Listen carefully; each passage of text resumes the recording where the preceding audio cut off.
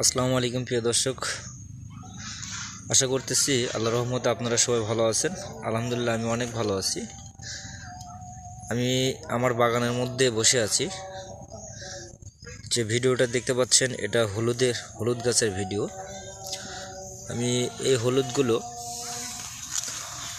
আপনার মোটামুটি 3 মাস হয়নি, 2.5 মাস বা 3.5 মাস এরকম আগে রোপণ করেছিলাম। তো যাই হোক, কাজের ব্যস্ততার কারণে এই আদা গাছের খুব একটা যত্ন নিতে পারি নাই, প্লাস আপনার গোড়া বেঁধে দিতে পারি নাই। তো যাই হোক, এখন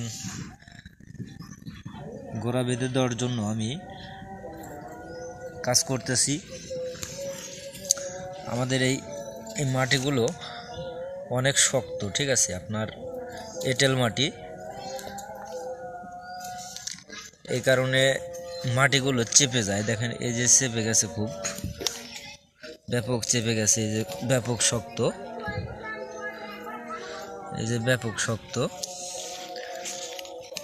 তো যাই হোক, আমি কষ্ট হলেও মাটিগুলো সরিয়ে দিচ্ছি। সরে দিয়ে আমি সার প্রয়োগ করব, প্লাস জৈব সার। এই যে আপনার দেখেন কি পরিমাণ শক্ত মাটি। যাই হোক, আমি আশাবাদী এই মাটিগুলো সরা দিলে আপনার এই যে কি পরিমাণ আপনার হলুদ কুশি নিচ্ছে।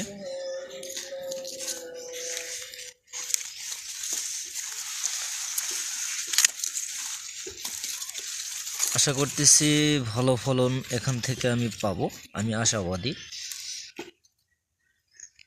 কারণ কী পরিমাণ হবে, আমার জীবনের প্রথম ফার্স্ট এই আবাদ করেছি।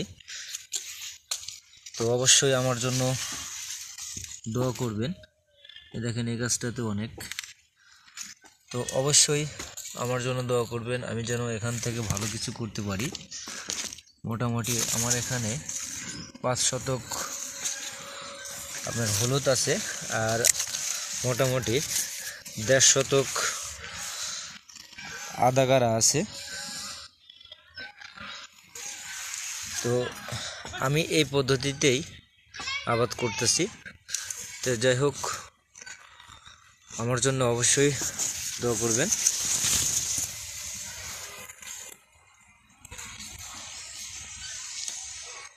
ভালো থাকবেন।